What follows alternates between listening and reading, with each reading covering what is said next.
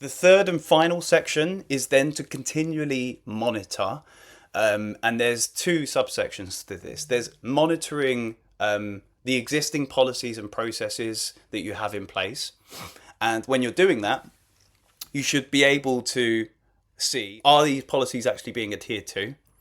Is staff behaviour changing where we need it to? Are KPIs that we've set being met? And are our senior leaders attending risk committees? There'll be a whole host of things you can look at. A really good example of a KPI that we set on breach and incident management is that we look to see, are breaches actually being reported? Because if they're not being reported, generally what that means is that not that you've never had a breach. It probably just means the process isn't quite working, because the reality is every business has some sort of breach, even if it's forwarding the wrong email to the wrong person. The key is not having no breaches, but the key is knowing when you have them so that you can act accordingly. So as a KPI, maybe to get you started, you want to see an increase in the number of breaches reported, and that's actually a positive thing. But yeah, we're monitoring to see that the policies that we've implemented are actually working here.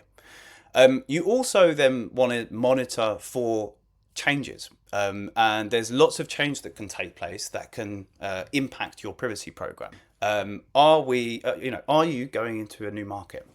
And what are the privacy requirements of going into that market? That might impact what your privacy program looks like.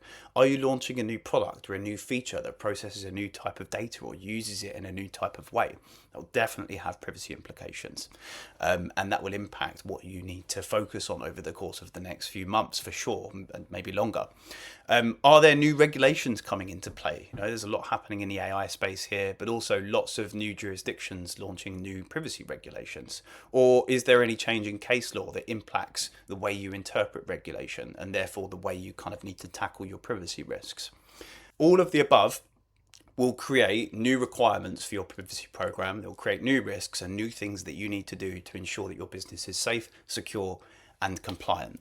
And so you need to continually be looking out for all of these changes and continually be looking out to prove that you're actually doing what you say in all of your policies.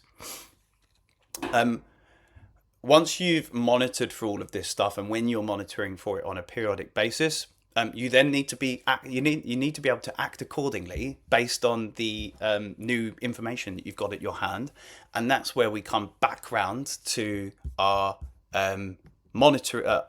identifying risks section, and we review the new changes in a quarterly risk committee meeting with your senior leaders, and you create a plan and you go back round. Once you get into that continuous cycle, you will slowly be able to mature your program, and you'll be able to get into a rhythm where you start to bake this stuff into the fabric and culture of your business. And when you've done that, you've got a good functioning privacy program. So that's where we'll wrap up for today. Again, I've tried to keep it relatively high level. We'll perhaps look at doing more detailed sections on some areas of this training session over the coming months. If you have any questions, please reach out to Trust Keith. You can contact us via the website. We are always happy to share an opinion, and happy to kind of show you how we do things or what we see with other similar customers. And yeah, for now, best of luck using our policy pack. And thanks for viewing this session.